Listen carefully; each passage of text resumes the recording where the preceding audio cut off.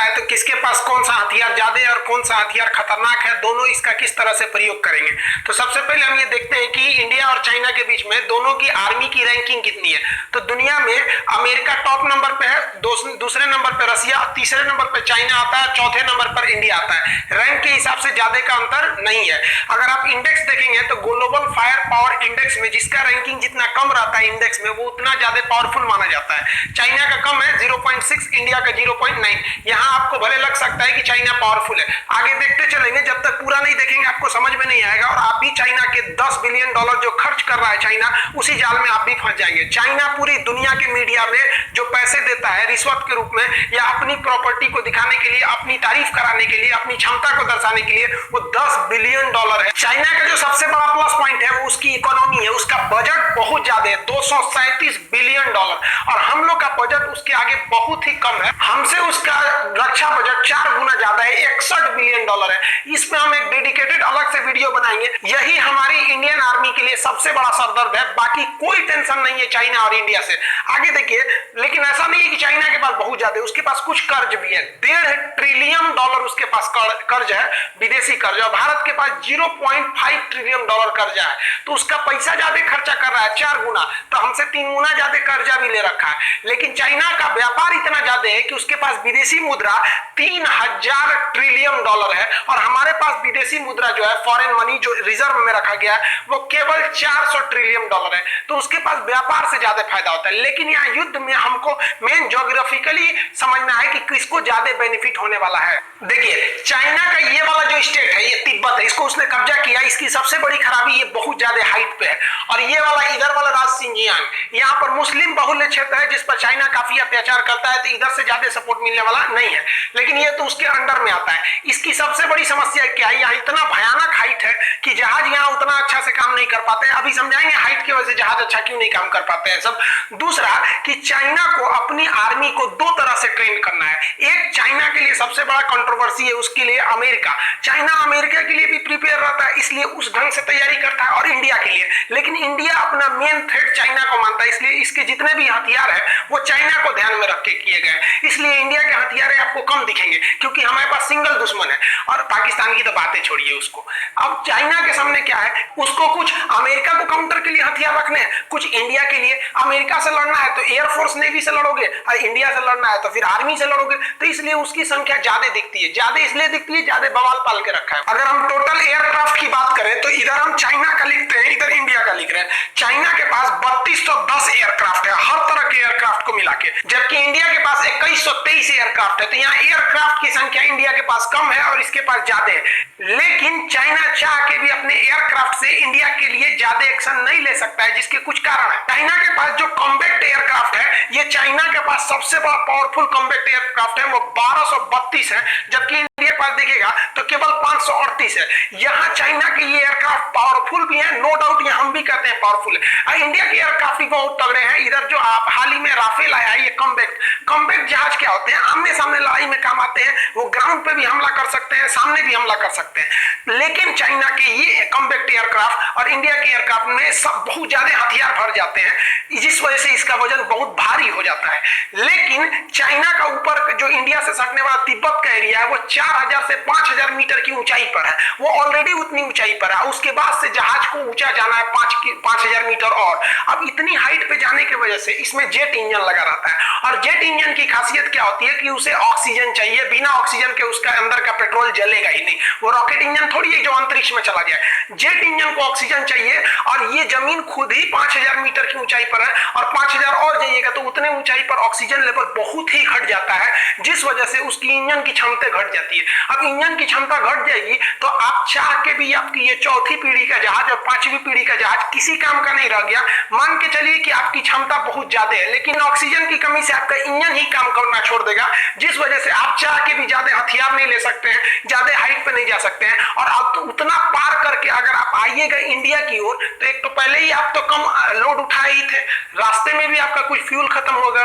अब इंडिया की ओर ऐसे कोई पहाड़ वगैरह नहीं है, यहाँ यहाँ की जो एयरफोर्स है वो भूखे मुंह बैठी हुई आई है। ये फुल कॉम्पैक्ट कैपेसिटी के साथ अपने थर्ड और फोर्थ जनरेशन के साथ ही आपके फिफ्थ जनरेशन की जहाजों की तुलना कर सकते हैं। तो यहाँ ज्योग्राफिकली ड्रॉबैक चाइना के साथ बहुत बड़ा है, ये उसके लिए सबसे बड़ा सरदर्द है। चाइना के पास जो अटैक एयरक्राफ्ट है ये काफी तगड़े हैं। इसका जो J-20 एयरक्राफ्ट है 5वीं पीढ़ी का, बहुत ही तगड़ा है। वो एक साथ 12 टारगेटों पर हमला कर सकता है, जबकि भारत का अटैक एयरक्राफ्ट सुखोई एक साथ 16 टारगेट पर हमला कर सकता है। ये 16 का 16 मारेगा। और ये चाइना के साथ यहाँ फिर एक समस्या ये हो जाती है कि चाइना को तिब्बत पार करके आना है, उसके बाद वो इंडिया पहुंचेगा। तिब्बत पार करने के बाद भी उसको 100-200 किलोमीटर उड़ान भरने के बाद ही वो इंडिया पहुंचेगा। तो अब वो उसकी क्षमता है 12 मारने की, उसमें से वो आधा लेके आएगा 6, तब ना यहाँ आएगा। यहाँ 16 लेके बैठा है। तो आप कितना भी तगड़ा एयरक्राफ्ट बना लीजिए, प्रकृति के आगे आप नहीं लड़ सकते हैं। युद्ध में ट्रांसपोर्ट बहुत बड़ा मायने रखता है। कौन पहले ट्रांसपोर्ट में पहुंचता है?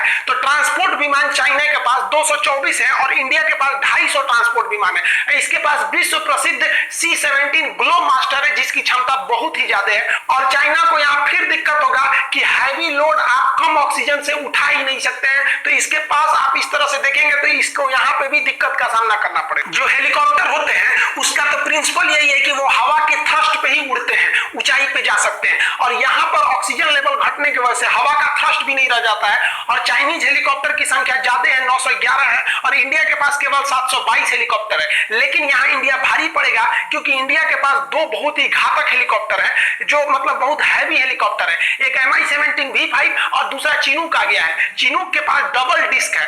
हेलीकॉप्टर के डैना को डिस्क कहते हैं। ये डबल डिस्क है, इसकी सर्विस सीलिंग ज्यादा है, लोड कैपेसिटी भी ज्यादा है। डिस्क मतलब डैना, सर्विस सीलिंग मतलब ज्यादा हाइट पे जा सकता है, क्योंकि 2-2 डैना है इसके पास, और ज्यादा चीजों को ये उठा सकता है एक ही बार में।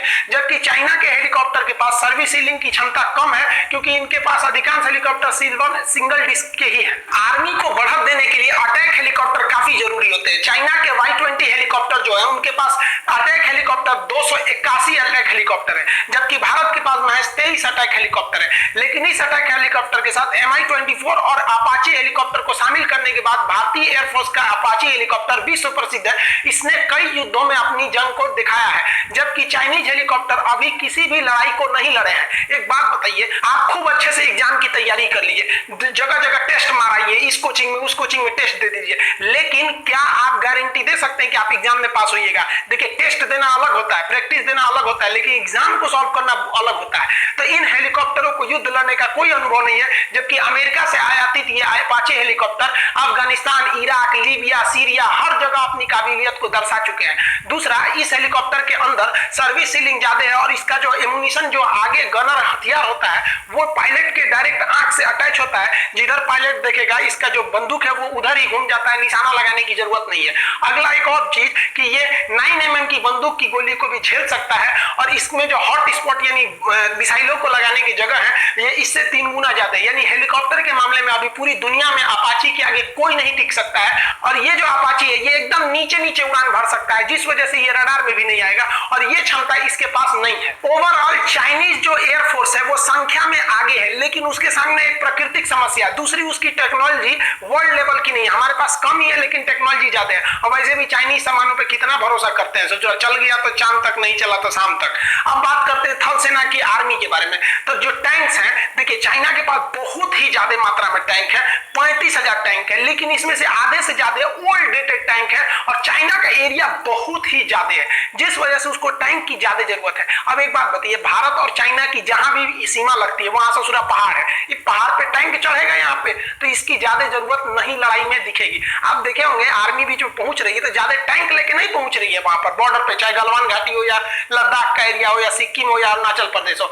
और इंडिया के पास जो T-90 टैंक है ये पूरे वर्ल्ड का बेस्ट टैंक है।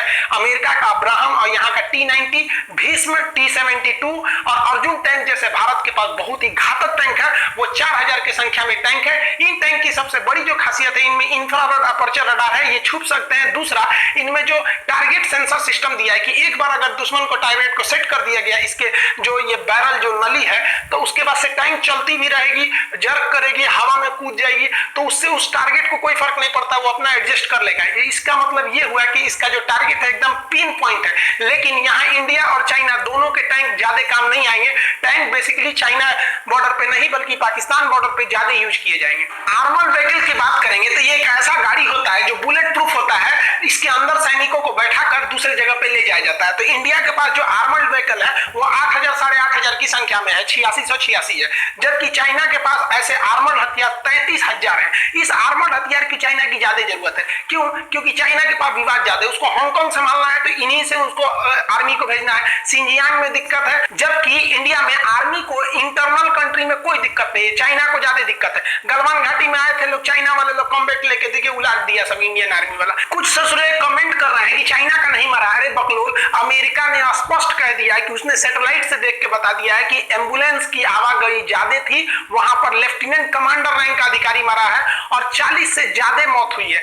इंडिया में जब हम नेक्स्ट पिछला वीडियो बनाए थे तो उसमें 3 बताए थे, इंडिया में लगभग 20 जवान शहीद हो गए हैं। अभी ये संख्या घट बढ़ सकती है, इस पर ये अभी लास्ट डाटा नहीं है। लेकिन चाइना का खुद का न्यूज ने क्या कहा है कि चाइनीज सोल्जर को भी काफी ज्यादा कैजुअलिटी उठानी पड़ी है। हम इस बात को स्वीकार करते हैं, लेकिन ये नंबर नहीं बताएंगे क्योंकि इससे हमारे देश के अंदर लोगों के अंदर एक अलग सी भावना आ जाएगी। इसका मतलब आपके अंदर ज्यादा मरे हैं लोग, तभी आपकी आर्मी लोग पूछेंगे आपसे। सेल्फ प्रोपेल गन वो होते हैं जिनके अंदर ऑटोमेटिक कैनन यानी बारूद को लोड करके हमला किया जाता है। चाइना के पास लगभग 3800 सेल्फ प्रोपेल गन है, जबकि इंडिया के पास महज 250 है। लेकिन हम आपको पहले भी बताएं कि पहाड़ी लड़ाई में न टैंक काम आते हैं, ये सब काम नहीं आते। हाँ, तोप काम आ सकते हैं, रॉकेट काम आ सकते हैं, हेलीकॉप्टर काम आ सकते हैं, फाइटर, लेकिन ये सब उतने काम नहीं आएंगे। ये सब पाकिस्तान के लिए है सर। पाकिस्तान अब वहीं से भी नहीं लड़ेगा हम लोग से। देखिए भारत की समझदारी देखिए, पहाड़ों पर तोप ज्यादा काम आते हैं जिसे हम फील्ड आर्टिलरी या फिर तोप कैनन कहते हैं। चाइना के पास 3600 ऐसे तोप हैं, जबकि भारत के पास 4000 है। तो देखिए भारत अपने जरूरत की चीज को रखा है क्योंकि उसे पता है कि पहाड़ों पर यही काम आएंगे। और भारत सरकार इतना बेहतरीन डिसीजन लिया था कि पहाड़ों पर इनको लेके कैसे जाइएगा उतनी ऊंचाई पर। तो हम जो आपको चिनूक हेलीकॉप्टर दिखाए, इस चिनूक हेलीकॉप्टर से इन फील्ड आर्टिलरी गन को उठा के आप कहीं भी रख सकते हैं। तो ये प्लस पॉइंट है हमारे लिए। पहाड़ों पर रॉकेट लॉन्चर बहुत काम आएंगे। यहाँ चाइना को बेनिफिट है कि उसके पास 2650 ऐसे मल्टी बैरल रॉकेट लॉन्चर है जो एक साथ मिसाइलों को रॉकेटों को दाग सकते हैं, जबकि भारत के पास भी है। भारत के पास Pinaka multi barrel rocket launcher है, लेकिन इसकी संख्या महज 266 है। यहाँ भारत को एक निगेटिव स्थिति का सामना करना पड़ेगा। मीडिया के द्वारा, फेसबुक के द्वारा आपके ऊपर एक दबाव बनाया जाता है कि चाइना बहुत खतरनाक है, उसकी आर्मी ज्यादा है। घंटा आगे है, देखिए कैसे चाइना के पास जो एक्टिव आर्मी है वो 21 लाख है। आपको ये संख्या जरूर ज्यादा लगेगा, लेकिन भारत के पास एक्टिव आर्मी 14 लाख है। तो आप कहेंगे 14 लाख, ये 21 लाख। चाइना के पास जो रिजर्व आर्मी रखी गई है वो 5 लाख रखी गई है। तो 21 5 कितना हुआ? 26। और भारत के पास जो रिजर्व में रखा गया है फौजियों को वो 21 लाख है। 14 लाख उधर और 21 लाख इधर, टोटल 35 लाख हो गई। पूरी दुनिया में सबसे बड़ी स्टैंडिंग आर्मी भारत की है। लेकिन आपको कभी ये एहसास नहीं होने दिया जाता है क्योंकि चाइना $10 बिलियन खर्च करता है। आप कभी भी फेसबुक, व्हाट्सएप इस सब पे चाइना की कोई बुराई नहीं सुन सकते। चाइना को पता है उसकी हकीकत, इसलिए वहां के लोगों को फेसबुक, व्हाट्सएप ये सब इस्तेमाल करने पर बैन है क्योंकि उनके जितना भी प्रचार कर रहे हैं वो सारे उजागर हो जाएगा। देखिए नेवी की बात करते हैं तो जो चाइना के पास फ्लीट यानी जहाजों का बेड़ा है वो 750 जहाजों का पूरा फ्लीट है, जबकि भारत के पास 285 जहाजों का फ्लीट है। आप कहेंगे यहाँ तो चाइना को प्रॉफिट है, नहीं प्रॉफिट है। वो दक्षिणी चीन सागर को छोड़कर नहीं हट सकता है क्योंकि वहां छोड़ेगा तो उसके विरोधी सब वहां पे चढ़ जाएंगे। और भारत का हिंद महासागर में कोई विरोधी नहीं है और ना ही किसी की औकात है जो भारत से लड़ सके। चाइना के पास अभी 2 एयरक्राफ्ट कैरियर है। ये एयरक्राफ्ट कैरियर इतने बड़े होते हैं कि इस पे जहाजें उतर सकती हैं। ये आपको संख्या में ज्यादा लगेगा, ये नए अभी शामिल किया है। और हम लोग अपने सेना में से 3-3 ठो एयरक्राफ्ट कैरियर रिटायर कर दिए। अतः चाइना को इन एयरक्राफ्ट कैरियर के यूज करने का कोई एक्सपीरियंस नहीं है। और हमने 1971 में पाकिस्तान का वीडियो बनाया, आप देखिएगा कितने खतरनाक था हमारा विक्रांत। फिलहाल हमारे पास एक एयरक्राफ्ट कैरियर है, लेकिन ये इन दोनों पर भारी पड़ेगा क्योंकि ये रूस का बना हुआ है। विक्रमादित्य काफी शक्तिशाली है और हम लोगों को नेवी का एक बहुत बड़ा एक्सपीरियंस है। देखिए चाइनीज नेवी का जो सबसे बड़ा पावर है ना वो उसकी पनडुब्बी सबमरीन का, इसे साइलेंट किलर कहते हैं। ये पानी के अंदर रहता है। चाइना के पास इसकी संख्या 74 है और भारत इस मामले में बहुत ही पीछे है। इसकी संख्या 16 है और आधे से ज्यादा पुराने हैं। अब भारत सरकार ने डिसाइड किया कि अगर हम इनकी संख्या बढ़ाएंगे तो हमें 50 साल लग जाएगा क्योंकि हम 10 साल में केवल 5 ही पनडुब्बियां बना सकते हैं। इसमें क्या किया जाए तो भारत सरकार ने सबसे खतरनाक डिसीजन लिया। भारत सरकार ने अमेरिका से P-8I विमान खरीद लिया। P-8I विमान को सबमरीन हंटर कहते हैं। ये हवा में उड़ते उड़ते पनडुब्बियों को ऊपर से ही पहचान जाता है कि समुद्र के अंदर है, उन्हें मार देता है। अतः इन पनडुब्बियों की संख्या धरी की धरी रह गई। अब हम लोग इन पनडुब्बियों से सुरक्षित भी हो गए और धीरे धीरे हम फ्रांस की मदद से पनडुब्बियां बना भी रहे हैं। तो आप इस चीज को समझिए, वरना आप केवल संख्या देख के ना उलझ जाएंगे। डिस्ट्रॉयर क्या होते हैं? देखिए, एयरक्राफ्ट कैरियर से थोड़े छोटे साइज में होते हैं, लेकिन ये बहुत ही घातक हमला करते हैं डिस्ट्रॉयर। तो चाइना के पास 36 डिस्ट्रॉयर है और भारत के पास 10 विध्वंसक यानी 10 डिस्ट्रॉयर है। लेकिन ये सब आधुनिक डिस्ट्रॉयर है और ये पुराने टेक्नोलॉजी के हैं। इन सभी के बावजूद चाइना के पास नेवी की संख्या बहुत ज्यादा है। लेकिन एक बात की गारंटी लेते हैं कि चाइनीज नेवी हिंद महासागर में नहीं आएगी। इसके दो कारण हैं, हम आपको अभी समझाते हैं। डिस्ट्रॉयर से थोड़े छोटे आकार में जो होते हैं वो होते हैं फ्रीगेट। फ्रीगेट जो होते हैं थोड़े स्टील टेक्नोलॉजी के होते हैं, इनमें मिसाइलें ज्यादा लगी रहती हैं और ये अग्रिम पंक्ति में आगे आगे चलते हैं। फ्रीगेट ये समुद्र के अंदर बिछाए गए माइंस के खिलाफ भी उन माइंस को न्यूट्रल कर देते हैं। तो चाइना के पास 52 फ्रीगेट है और भारत के पास 13 फ्रीगेट है। फ्रीगेट से भी छोटे आकार के जो होते हैं वो होते हैं कॉर्बेटर। ये जो है चाइना के पास कॉर्बेटर की संख्या जो है वो 50 है और इंडिया के पास 19 है। ये पनडुब्बियों के अंदर भी हमला कर सकते हैं, पनडुब्बियों को मार सकते हैं एंटी सबमरीन हथियार के द्वारा से। तो यहां भी आपको चाइना की संख्या ज्यादा लगेगी। पेट्रोलिंग के लिए जो कोस्ट गार्ड के हाथ में जहाज होते हैं उन्हें पेट्रोलिंग वेसल, ये चाइना के पास 220 है और भारत के पास 139। ये क्या करते हैं? युद्ध में जो नेवी के जहाज घायल हो जाते हैं, जिसमें बम गिर जाता है, तो उसमें से इवैक्यूएट कराते हैं, लोगों को बाहर निकालते हैं, सैनिकों को। तो ये राहत के काम में बहुत ही महत्वपूर्ण भूमिका निभाते हैं। यहाँ दोनों में ज्यादा का डिफरेंस नहीं देखने को मिलता है। उसका कोस्टल एरिया भी चाइना का ज्यादा है। संख्या अधिक होने के बाद भी चाइनीज नेवी बहुत कुछ नहीं कर पाएगी, जिसका दो रीजन है। पहला रीजन समझिए, जैसे हम एक टीचर है, हम सब कुछ छोड़ सकते हैं, पढ़ाना नहीं छोड़ सकते क्योंकि उसी पर हम आश्रित है। हमको लोग टीचर के नाम से जानते हैं, हम वो कैसे छोड़ सकते हैं? तो चाइना सब कुछ छोड़ सकता है, व्यापार नहीं छोड़ सकता है। चाइना को एशिया का मरीज कहा जाता था, आज आगे कैसे चला गया? क्योंकि उसकी पूरी दुनिया में व्यापार है, पूरी दुनिया में उसके खरीदार है और इस सामान को पहुंचाने के लिए उसको हिंद महासागर में आना ही पड़ेगा। चाहे वो अफ्रीका में बेचे, यूरोप में बेचे, कहीं भी बेचे, तुमको यहां से जाना ही है हिंद महासागर में। और हिंद महासागर में तुम भारत से बैर करके नहीं जा सकते हो, तुम्हारा व्यापार चौपट होगा, इस बात की गारंटी है। दूसरा, अभी अमेरिका ने अपने दो एयरक्राफ्ट कैरियर दक्षिणी चीन सागर में भेज दिए हैं। ये जानबूझ के भेजे हैं। आप अभी सुने होंगे कि मोदी जी में और डोनाल्ड ट्रंप में फोन पे वार्तालाप हुई थी, ये सीक्रेट बात थी। लेकिन आप अभी सोचिए अपने मन से कि चाइना और अमेरिका में कोई दिक्कत ही नहीं है, लेकिन अमेरिका ने अपने बहुत ही भीषण जंगी जहाजों को, विध्वंसक जहाजों को पूरा ग्रुप भेज दिया, जिसमें दो एयरक्राफ्ट कैरियर है। अब चाइना के पास 2 एयरक्राफ्ट कैरियर है और 2 अमेरिका भेज दिया, तो वो यहां से अब हट ही नहीं सकता है क्योंकि उधर झगड़ा है।